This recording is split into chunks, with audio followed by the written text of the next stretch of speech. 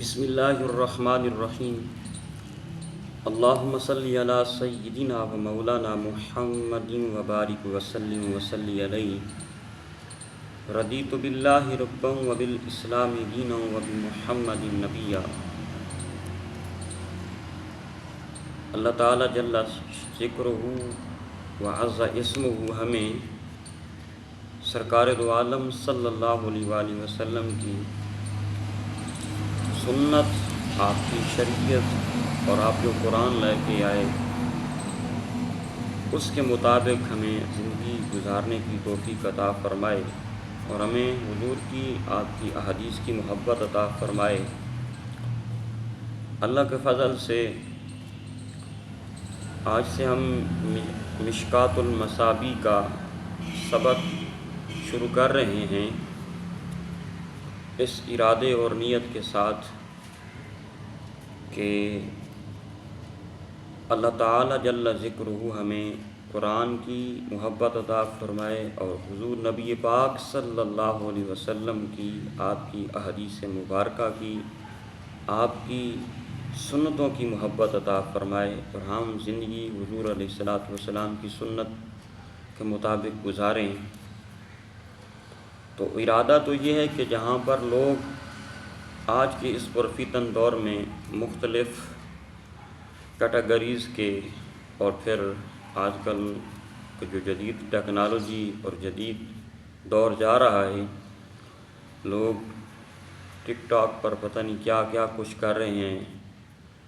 تو ہم نے احادیث مبارکہ کا سبق اس لیے پڑھنا ہے تاکہ ہمیں حضور کی احادیث کی محبت ملے اور ہم نبی پاک صلی اللہ علیہ وسلم کی احادیث مبارکہ کے فیضان کو پھیلائیں۔ اور یقیناً اگر کوئی ایک بندہ بھی حضور نبی پاک صلی اللہ علیہ وسلم کی احادیث مبارکہ کو سن کر اگر بدل جائے، توبہ کر لے، نیک اعمال کرنا شروع کر دے، تو یقیناً اس میں اس کا بھی فائدہ ہے اور ہمارا بھی فائدہ ہے۔ اس لیے ہم نے یہ مشکات المصابیح کے اسباق سے ہی ہم نے شروع کیا ہے اور اللہ کی توفیق سے ہم سیاہ ستہ کی جو احادیث کی کتابیں ہیں ان کے اسباق بھی پڑھیں گے تاکہ ہم سرکار کی احادیث مبارکہ کے نور کو حاصل کریں۔ تو بہرحال ہمارا پہلا سبق مشکات المصابیح کا کتاب الایمان سے شروع ہو رہا ہے۔ یہ پہلی فصل ہے۔ تو حدیث کے راوی بھی وہ شخصیت ہیں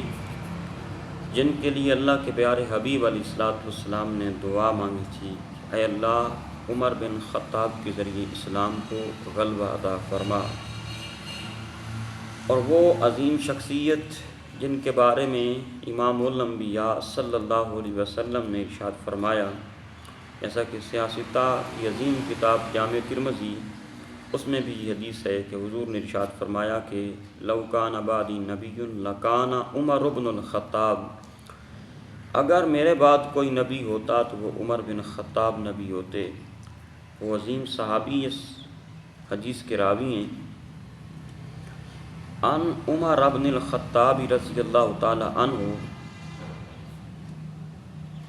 عمر بن خطاب رضی اللہ تعالی عنہ سے روایت ہے، قال، آپ نے فرمایا، بینما نحن عند رسول اللہ صلی اللہ علیہ وسلم ذات یوم، جبکہ ایک دن ہم حضور نبی پاک صلی اللہ علیہ وسلم کے پاس تھے، اذ طلع علینا رجل شدید بیاض الثیاب شدید سواد الشعر، جب ایک بندہ ہمارے پاس آیا جس کے کپڑے بہت زیادہ سفید تھے اور بال بہت زیادہ سیاہ تھے، لا یرا علیہ اثر السفر، اس پر کوئی سفر کے آثار دکھائی نہیں دیتے تھے، ولا یعرفہ منا احد، اور ہم میں سے کوئی اس کو پہچانتا بھی نہیں تھا۔ نہ تو اس پر کوئی سفر کا اثر دکھائی دیتا تھا، ایسے لگتا تھا جیسے یہ قریب قریب سے ہی آیا ہے، لیکن حالت یہ تھی کہ وَلَا يَعْرِفُهُ مِنَّا أَحَدٌ، ہم میں سے کوئی اسے پہچانتا بھی نہیں تھا، حَتَّى جَلَسَ إِلَى النَّبِيِّ صلی اللہ علیہ وسلم، یہاں تک کہ وہ نبی پاک صلی اللہ علیہ وسلم کے پاس بیٹھا، فَاسْنَدَ رُكْبَتَيْهِ إِلَى رُكْبَتَيْهِ، تو پس اس نے اپنے گھٹنے نبی پاک صلی اللہ علیہ وسلم کے گھٹنوں کے ساتھ ملا دیے، وَوَضَعَ كَفَّيْهِ عَلَى فَخِذَيْهِ، اور اس نے اپنے ہاتھ اپنے رانوں پر رکھ لیے، وقال، اور کہا، یا محمد صلی اللہ علیہ وسلم، اخبرنی عن الاسلام، اے محمد صلی اللہ علیہ وسلم مجھے اسلام کے بارے میں خبر دیں، اسلام کے بارے میں بتائیں، اسلام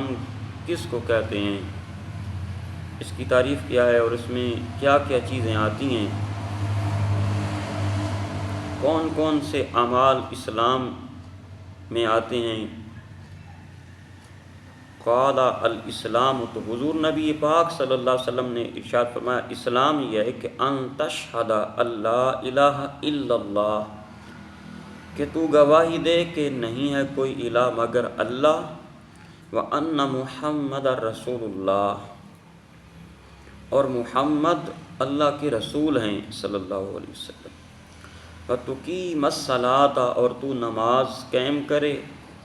وتؤتی الزکوٰۃ، اور تو زکوٰۃ ادا کرے، وتصوم رمضان، اور تو رمضان کے روزے رکھے، وتحج البیت، اور تو اللہ کے گھر کا حج کرے، ان استطعت الیہ سبیلا، اگر تو اس کی طرف جانے کی طاقت رکھتا ہے تو۔ قال، اس نے کہا، صدقت، آپ نے سچ فرمایا ہے، فعجبنا لہ یسألہ ویصدقہ، حضرت سیدنا عمر بن خطاب رضی اللہ تعالی عنہ آپ فرماتے ہیں ہمیں اس کی اس بات پر تعجب ہوا کہ وہ سوال بھی خود کرتا ہے، پھر اس کی تصدیق بھی خود کرتا ہے۔ چاہیے تو یہ تھا کہ یا سوال نہ کرتا یا تصدیق نہ کرتا، لیکن وہ سوال بھی خود کرتا ہے کہ اسلام کیا ہے، پھر اس کی تصدیق بھی خود کرتا ہے کہ آپ نے سچ کہا ہے، ایسے ہی ہے۔ فرماتے ہیں ہمیں اس کے سوال پر، پھر سوال کے تصدیق کرنے پر، ظاہر جو بندہ سوال کرتا ہے تو مطلب تو یہ ہے کہ اس کو جس کے بارے میں وہ سوال کر رہا ہے اس کے بارے میں اس کو پتہ نہیں ہے،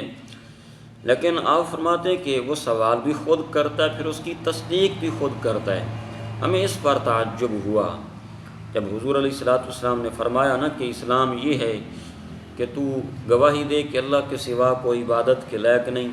اور محمد صلی اللہ علیہ وسلم اللہ کے رسول ہیں، نماز پڑھے، تو زکوٰۃ ادا کرے، رمضان کے روزے رکھے، اور اللہ کے گھر کا حج کرے۔ جب حضور نے یہ ارشاد فرمایا تو پھر آگے اس نے تصدیق بھی کی کہ آپ نے سچ فرمایا ہے۔ تو حضرت عمر، مولا عمر، پیر عمر، آپ فرماتے ہیں ہمیں اس کی اس بات پر تعجب ہوا۔ پھر اگلا سوال اس نے پھر کیا، قال، اس نے کہا، فاخبرنی عن الایمان، بس مجھے آپ خبر دیں، مجھے آپ بتائیں ایمان کے بارے میں کہ ایمان کس کو کہتے ہیں، ایمان میں کون کون سی چیزیں آتی ہیں۔ قال، حضور علیہ السلام ارشاد فرمایا، ان تؤمن باللہ، تو اللہ پر ایمان لائے، وملائکتہ، اور اس کے فرشتوں پر ایمان لائے، وکتبہ، اس کی کتابوں پر ایمان لائے، ورسلہ، اور اس کے رسولوں پر ایمان لائے، والیوم الآخر، اور آخرت کے دن پر ایمان لائے، وتؤمن بالقدر خیرہ وشرہ، اور تو ایمان لائے اچھی اور بری تقدیر پر۔ قال، اس نے کہا، صدقت، آپ نے سچ کہا ہے۔ قال، اس نے پھر کہا، فاخبرنی عن الاحسان، مجھے آپ احسان کے بارے میں بتائیں۔ قال، تو حضور علیہ السلام نے ارشاد فرمایا، ان تعبد اللہ کأنک تراہ، کہ تو اللہ کی عبادت اس طرح کرے گویا کہ تو اسے دیکھ رہا ہے۔ فَإِن لَمْ تَكُنْ تَرَاهُ، بس اگر تو یہ نہ کر سکے، اگر تو اسے نہ دیکھ سکے، فَإِنَّهُ يَرَاكَ، بس بے شک وہ تجھے دیکھ رہا ہے۔ اگر تیری یہ کیفیت نہ بن پائے کہ تو اسے دیکھ رہا ہے، تو اتنی تو ضرور ہونا چاہیے کہ وہ تجھے دیکھ رہا ہے، یہ کیفیت تو ضرور ہونا چاہیے، یہ حالت تو ضرور ہونی چاہیے کہ وہ تجھے دیکھ رہا ہے۔ یعنی جس طرح کہ آج ہم پڑھتے ہیں نماز، ہمیں فکر ہی کوئی نہیں ہوتی کہ کچھ نماز پڑھ رہے ہوتے ہیں، وہ آنکھوں میں دائیں بائیں دیکھ رہے ہوتے ہیں، پھر کوئی کھجلا رہا ہوتا ہے، تو کیفیت یہ ہونی چاہیے۔ فرمایا فَإِن لَمْ تَكُنْ تَرَاهُ فَإِنَّهُ يَرَاكَ، اگر تو اسے نہ دیکھ سکے بس بے شک وہ تجھے دیکھ رہا ہے، یہ کیفیت، یہ حالت تو ضرور ہونی چاہیے۔ قال، اس نے کہا فَأَخْبِرْنِي عَنِ السَّاعَةِ، مجھے قیامت کے بارے میں بتائیں۔